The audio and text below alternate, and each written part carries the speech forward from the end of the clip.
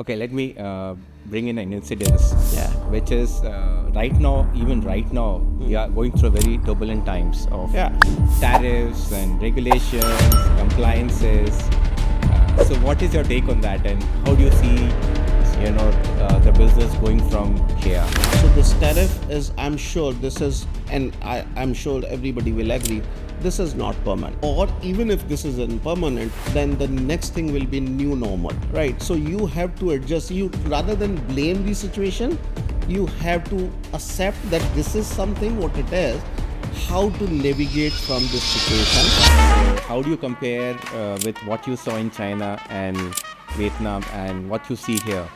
You find any difference? You find something is good, something is bad? What's been your experience? For a long time, and the owner at the time was like, "Oh, these have been around for a while." But the authenticness of this, seeing the workers, first of all, everyone is dressed beautifully. Everyone has a positive attitude. Like, there is a good energy in the air. Like, people feel proud of their work. The right way to do it is to not let perfect ruin good.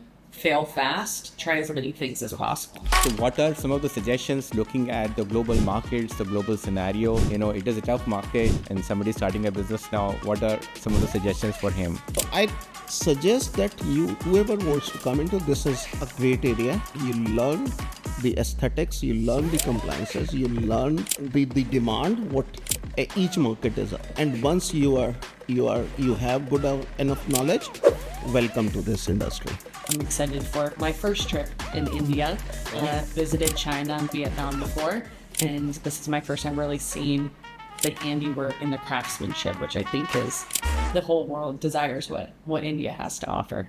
Let's say that you want to build a new product or a new product range. Then how do you go about doing it? Certainly. So again, know your market. So what do you enjoy? Do you enjoy wood? Do you enjoy storage? Do you love vanities? What part of the market? Do you like upholstery? Do you like sheets? Do you like pillows? Start there. Then figure out where you want to sell. 10 years back, when I knocked a lot of doors, when I say knock the door, I'm talking about contacting so many factories, trying to explain what Simpli Home is. And that was the hardest time to convince people that e-commerce business exists and that can still. 10 years back, people were thinking, oh, you do e-commerce. They were not taking us seriously. I'm blessed that with my connections and with the way I convince people, there are few takers of my story. I started. Now we have more than 500 SKUs from India. Okay. We shipped almost 500 containers last year. So it's still growing. I've been inviting us for this amazing podcast. I have been I've been big fan what you do it and what you are putting in this industry. So I'm grateful for that, and thanks for inviting me here.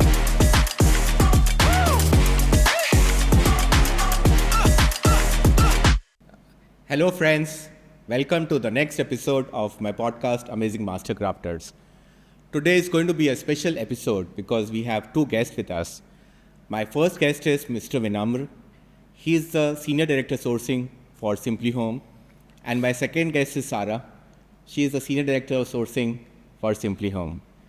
Simpli Home is a e-commerce retail chain focusing on wood furniture and upholstery furniture and sourced from India, China and Vietnam. Welcome to the podcast. LG for inviting us for this amazing podcast. I have been I've been big fan what you do it and what you are putting in this industry. So I'm grateful for that, and thanks for inviting me here. Thank you विनम्र जी मैं आपसे पूछना चाहता हूँ कि आप इस industry में बहुत टाइम से हैं maybe from the time when people did not really understand product sourcing so how's been your experience how's been your journey maybe share with us So it's been 25 years now I'm in this industry. It's a sort of a roller coaster drive. I started with a very small company. I came in this industry from a very small manufacturing company in Muradabad. But what I realized that you can only sell a product when you know it. Right. So the first thing what I put my efforts into know this industry. Sure. So I invested. I'm a person who learn from looking at things rather than reading things, and that's my reading is my weakness. So I rather like to see, learn from what I see from what other people. So I used to visit factories. I used to learn. I learned from them. What I know is just because of what I learned from every a bit and bit from here, bit from there, bit from there, and that's how I collected all this knowledge. So I dedicate what I am today. What I am doing is all the knowledge what people have given it to me and what I gathered from everybody. तो आप जैसे आपने बोला कि you started off very early like 25 years back. I'm sure things would have changed since then. Okay. So if you compare it like a young Vinam just into the industry and what it is today, how things have evolved, maybe you can share with us. So I know, this, when I came this industry, everybody was talking about this is an handicraft industry. What I see today, the handicraft is a taboo word. Nobody is looking for something actually, because handicraft is a variation. Every product to product is a variation. Now what people have now, customer has, they are more mature. They want to have a consistency. So rather than what we call it an handicraft, this has to be an industry what we are working in. So, and people, I feel, and what I saw, there's a good progress what I see in the industry, converting from a handicraft to an industry. So that's the big change. If I see in last 10 years, there's a tremendous growth. People have put lots of technology, lots of money, lots of knowledge back into their what they are doing. So it's that's an amazing difference what I see, and compare it with last 25 years. Great. Sarah, next question is for you. So I think you are into product development, right? Just tell us your story, like how you got into product development, what's been your education background, maybe where do you live? That'll be interesting to know. So I'll kick off with I'm from the United States. I'm from Pennsylvania, northwestern Pennsylvania, Warren, Pennsylvania.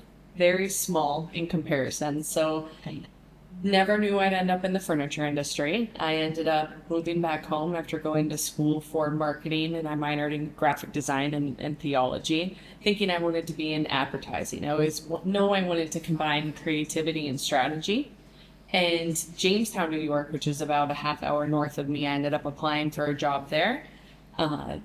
Unbeknownst to me, I'd find my career. I started out in sales, working with Amazon and Walmart and Overstock and at Bush Furniture. So Bush Furniture was once really as big as Ashley. So they were a huge company. Jamestown, New York was actually like the capital of furniture manufacturing in the US at the time.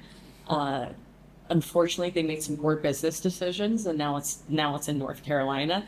So I was able to learn from a lot of people who had been a part of that huge era. So I was there for about 8.5 years, and due to my inquisitive nature of poking around in product development and marketing, the CMO at the time pulled me out of sales and dropped me in product. I had the opportunity again to learn from people that just exactly how you express through experience. I was able to grow leaps and bounds because of these people who went through the trials and the errors and worked with the major businesses, etc. And now I have left that business and working with Simpli Home. So really a focus prior to was RTA, e-commerce business with a focus in home office, commercial office, and then upholstery. And now with Simpli Home, I'm excited for my first trip in India. Visited China and Vietnam before, and this is my first time really seeing the handiwork and the craftsmanship, which I think is the whole world desires what India has to offer. So I think a couple of things you mentioned about is that your experience has been on the e-commerce business a lot. Like we talked about Amazon, Simpli Home. So when we look at product development, how does an e-commerce product in furniture differs from furniture who are in physical retail? I would say There isn't a huge difference, except I don't have to do as much homework as they did 30 or 40 years ago. There's so many tools available to us today. I look at ranking, I look at reviews, I look at customer feedback. Even with social media, I can see what's trending and what's coming next.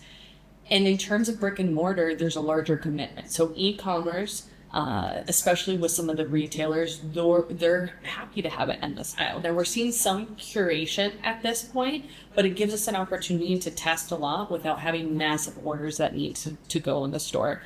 Now we're a little bit different where I think our product is perfect for the stores and solid wood, and the company, from my understanding, started 25 years ago. There was more brick and mortar. We're now going back to that. Basic things is really what the customer expects. So more assembly you're going to get from online, 'cause flat pack, right? That's the cost savings. So having some sub-assembly in there, but you're really looking for the same value. The aesthetic isn't too much different. The brick and mortar items that I think have the true advantage are the really larger items that require a longer purchase decision, and maybe you don't have multi-million dollars to invest in a website, right? Or some of the marketing there.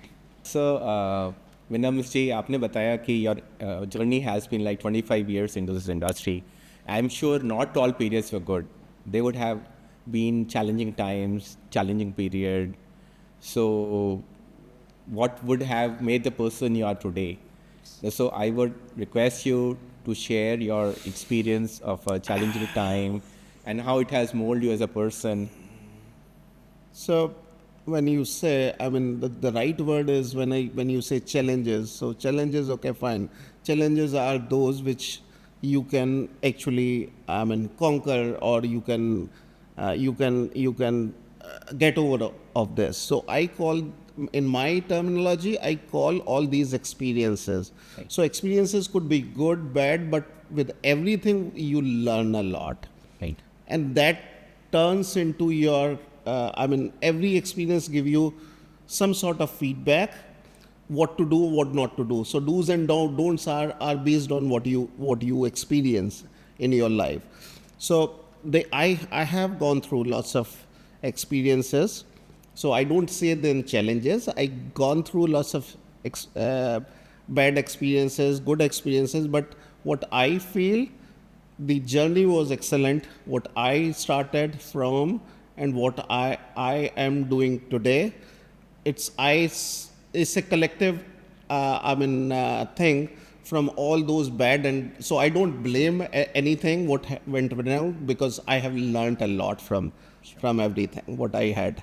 Okay, let me bring in an incident. Yeah. Which is right now, we are going through very turbulent times of tariffs and regulations, compliances. So what is your take on that, and how do you see, the business going from here? So this is, again, it's an experience, because life will never stop. I mean, this is a challenge, another challenge, this is another experience, and you have to sail it through by doing some tweaks what you are already doing it. So this tariff is, I'm sure this is, and I'm sure everybody will agree, this is not permanent. Right. Or even if this is impermanent, then the next thing will be new normal. Right. Right. So you have to adjust. You, rather than blame the situation, you have to accept that this is something what it is, how to navigate from this situation, what is the strategy you can adopt to make it favorable to you, because just blaming for the situation, because I cannot change the situation. Right. So I don't want to comment that, okay, tariff, no, it is hitting everybody. It's hitting us, it's hitting the end customer, it is hitting the factories. So it's hitting everybody. But just to blame the situation, I think that's not the right thing. I mean, because you cannot change it. That's a very, very positive answer. That's great. Sarah, so welcome to India. I think this is your first visit to India. But I believe that you have already been to China and Vietnam. So how do you compare with what you saw in China and Vietnam and what you see here? You find any difference? You find something is good, something is bad? What's been your experience? We would like to know that. So I'm on day 2 so far. I will say one of our first factories that we went to, Cheyenne, seeing, I think one of the comments I made of seeing these looms that they didn't look they'd been around for a long time, and the owner at the time was like, "Oh, these have been around for a while," but the authenticness of this, seeing the workers, first of all, everyone is dressed beautifully. Everyone has a positive attitude. Like, there is a good energy in the air. Like, people feel proud of their work. You can see it in the pillows. You can see it in the ottomans. Like, there's a pride that I didn't quite experience in some of the factories, and I think that could be because it is so automated at this point, right? Everything is a system and it's passing one to another, and there's a lot more engagement and a lot more life here than I think I experienced.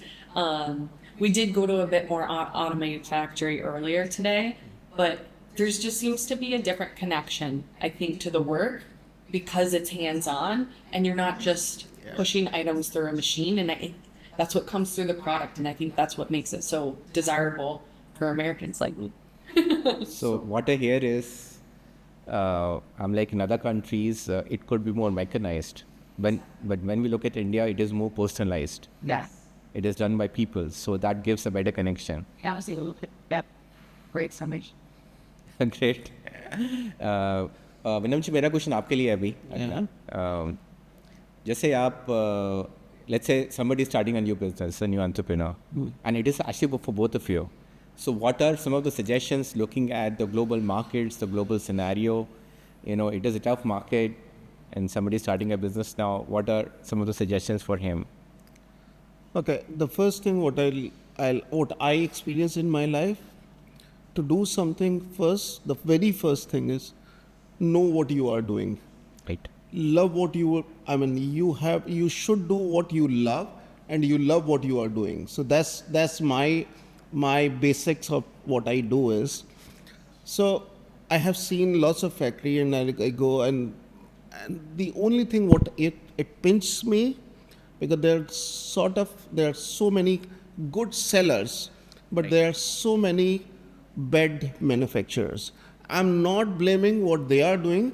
I'm blaming them of their lack of knowledge what they are doing. They just try to sell a product without understanding the aesthetics, without understanding the compliances, without understanding the technical aspects of it. So I suggest that whoever wants to come into this, is a great area.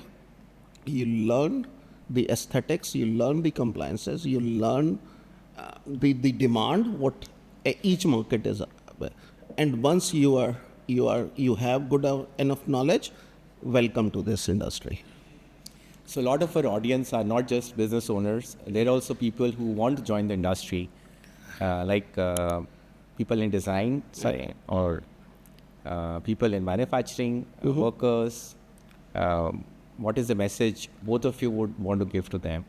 Well, building on what you said, identify a gap that you're passionate about and then specialize in it, right? If you don't have the passion behind it, you're not going to care as much about those things. You need to see like, wow, they're really missing this piece and it sells really well in this country and this is what I need to add, and then specialize and then be the best in that. Find your verticals and then expand. Be the best at what you do and then build upon it. People doing too many things at once, they're just adding more noise in the market and they can't concentrate and they're not doing one thing really well. They're stretching themselves too thin.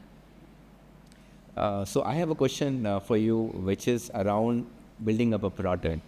Let's say that you want to build a new product or a new product range. Then how do you go about doing it? That will probably give some experience to some of the new people who are coming into product development or who want to come into product development. Certainly. So again, know your market. So what do you enjoy? Do you enjoy wood? Do you enjoy storage? Do you love vanities? What part of the market? Do you like upholstery? Do you like sheets? Do you like pillows? Start there. Then figure out where you want to sell. So let's say you want to sell in America or North America in general, you're going to start observing, watching the show HGTV, which is something we brought up earlier. Getting on Pinterest. Social media is really the core where it's starting. TikTok shop, observe, and like you're having fun doing it, right? You're watching, you're seeing what's coming. Then you're going to identify, okay, this is the design, this is the aesthetic. You're going to figure out who your target market is for that, and then you're going to build into your price point and do your research. So organic modern is trending. That's something that I see a gap is for our business. So I'm scrubbing the websites of e-commerce where you don't have to go in the stores and figure out what's selling. You can go and find out the best sellers online. You can figure out what the right finishes are. So you're starting with that, right? India has a plethora of, I can't believe how many manufacturers I've been to. Fortunately, I have Vinamra to guide me to all of them. But in terms of starting out with like a project brief with them, you're going to figure out your price point. Once you've identified those competitives, you're going to look at the materials that they use, the dimensions, and really you're combining all of those things into a package for the person to deliver. Now there's room for creative expression on those, but some products that are best selling don't need to be overly complicated. Arches are really neat right now. A simple arch console table that hits, a $229 price point in a light finish could be a bestseller. So it's a combination of research and gut, I would say. No, I totally agree with. I mean, you need to find the gaps. I mean, you cannot go if there is already crowded something. There's something is already crowded, and you just think that okay, you can make, but just do your due diligence, sort of research whether you can fit into the gap, or you can find some gap, or if you can compete, or if you can make some value addition, some changes. So that sort of research is required. Sure. For that, and that's again I connected to the knowledge. You really need to have that knowledge, or knowledge can be acquired, but that you should be ready to acquire that knowledge. I'm sure e-commerce gives a lot of opportunity for making decisions based on data, right? And unlike some of the previous traditional businesses, but if you have to plan a product, like say that you plan like 20 products, and then you kind of maybe out of 20, 5 would sell more. Is that the way that you go about doing it? What is the right way? I mean, you're honestly lucky if 50% of your products working. The right way to do it is to not let perfect ruin good, fail fast, try as many things as possible. I think that's the best answer you can expect. Yeah. Fail fast, but you have to be ready to be, and you have to accept that failure, and stand up again and try it again, and Right. so that's the e-commerce is all about. You cannot. I mean, it's really hard to be a trendsetter on e-commerce. E-commerce is all about following the trend. Sure.